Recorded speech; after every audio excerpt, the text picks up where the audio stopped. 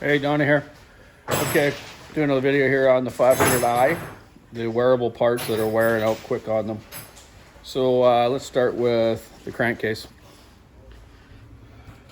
On the crankcase, you got your bar plate here by your chain pin adjuster.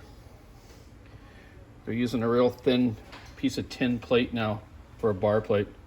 It's like a tenth of the thickness of the older style ones off an 066 or 461s. Had one guy already, chain wore right through the tin plate into the crankcase, so it was leaking oil, and we can't even get cases in Canada yet for the 500s. So I told him to put some JB weld on it and put this other bar plate on, and it helped him. So yeah, that's the first wear factor we're seeing. Then the second is the clutch drum itself. We're getting a lot of them where the inner bearing race here is wearing out quick.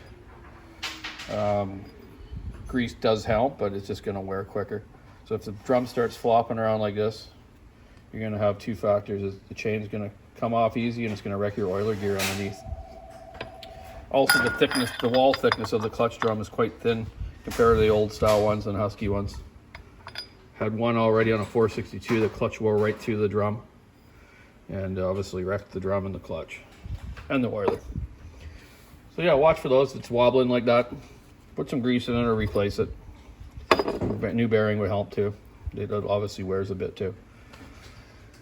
So yeah, that's that on that part of it. And here they have compression release right in the head, which I've never liked through the years.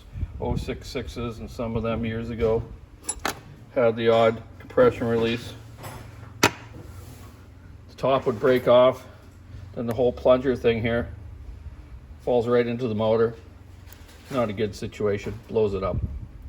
So I'm just going to come up with, I got plugs that we can put into the compression release holes now, but I don't have a grommet yet for the top cover. I'm just trying to come up with one. I got a few different ones.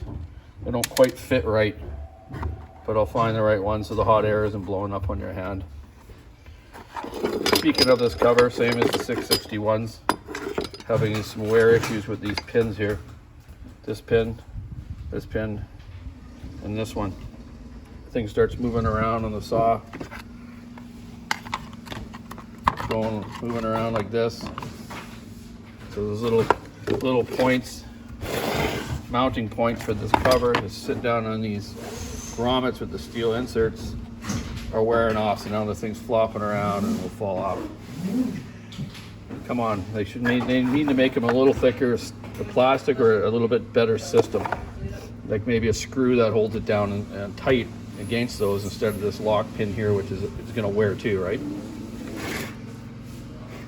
Yeah, so that's it on that top cover. The back cover too, I've had a couple that have been used quite a bit now that get a crack in this cover, then the thing won't stay on. I wish they would have stuck with a screw knob to like this threaded stud like the 066 used to have. I see this a lot on the 462, the little 362s and stuff too, doing that. Okay, another thing you guys all got to remember, if you're out in the bush, these places, you got to use the small little CMR 5H spark plug. So you got to make sure you got the right bar wrench these days. So got to make sure when you get your saw, you get the right bar wrench. It's a 5/8 socket or just the right bar wrench. So this fits 3/4. It'll fit your bar nuts and your spark plug. So if you get a new saw, make sure you get the right bar wrench with it. I don't know what else am I noticing. Oh, the guys are thinking that the mounts are broken, but they're not. They're just a little screw in there between the bar plate and the dog. See that screw down inside there? That comes loose and you think your mount's broken, but it isn't. It's just loose. So some of the aftermarket dogs cover that hole, so you got to take the dog off to get out the screw, or grind the dog out so you can get in there with a Torx wrench when you need to. Another thing, this guy tried to mod his own muffler. He put a hole in front of the OEM hole, or the stock hole, and it just blew out and burnt his chain brake right away here. So I welded that up, and I've already modified it. Ported it. Now I'm going to put the bark box on it, which is the perfect add-on for these saws. Gives them about 0.6 of a horsepower more gain, runs cooler, and blows in the right direction, not on the tree. Other than that, haven't really had any issues. They've been running really well. I've had a couple guys smash tanks, but that's just normal use. I did have one that wasn't running quite right. Didn't know really what to look for, but Sam pulled out these wires here and we just brake cleaned, put them back in, all the control module wires and the injection wire and stop switch unit. So brake cleaned it, put it back together, and the thing ran perfect. So there you go. We get into the spring coming up after summer and fall, obviously, but you get a lot of mushy sawdust, rain, and it's going to gather up around this control module here. It's not very sealed very well, and it's pretty hard to seal it right up, eh? This is normally over here, so you can get a lot of debris through there. They do have holes underneath to kind of let the moisture out, and some of the crap that's be falling out on it. So yeah, if it's not running right, take those wires out, brake clean it, blow all the crap off at first though with some compressed air, then brake clean them or electrical cleaner, and put it back together. Spark plug also, I just said about the size of it and the plug wrench. Just make sure you have the fixed top type ones. All the new saws should have the fixed top type one. It really, if the little top comes loose from like the old style ones, the thing will run like crap. It won't let the control module give you the right spark to run the carburetor right.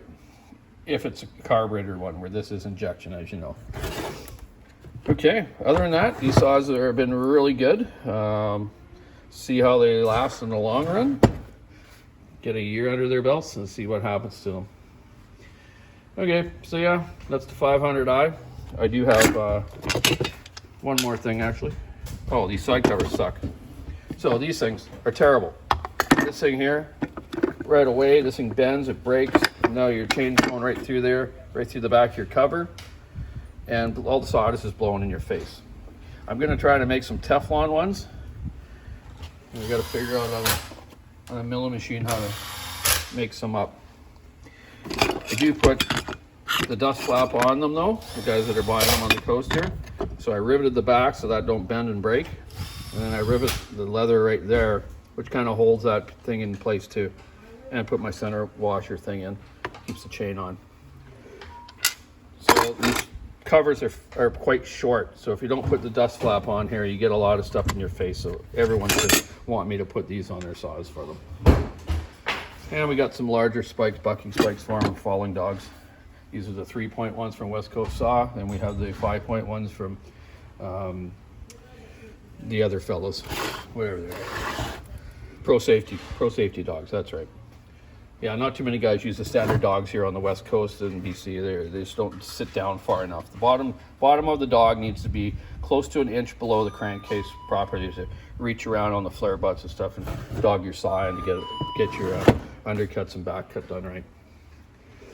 So yeah, that's about it, man. 500s, yeah, been good. We don't have any more left right now. Waiting for another batch to come. Apparently there's some on the way. I just had a Stihl order come in earlier today, and I was like, wow, cool, maybe the 500s are here, but I got a waiting list for them. About 5-6 people waiting for them. But you just have to wait a little longer. I can't help it. Everywhere in the world right now is having problems finding parts to build their products. All to do with the COVID stuff. Every manufacturer's the same way right now. So yeah, all I got was a load of Moto Mix, which is good stuff too. It's a good gas. Anyways, have a good weekend. We just had Canada today. It's a little cooler now. Wanted to give a little shout out to the poor people of Lillooet. Poor forest fire just destroyed the town out there. So I hope everyone's safe there, to my logger friends and other people that live there. So keep your saw in the wood, ice in your drink. Have a good weekend.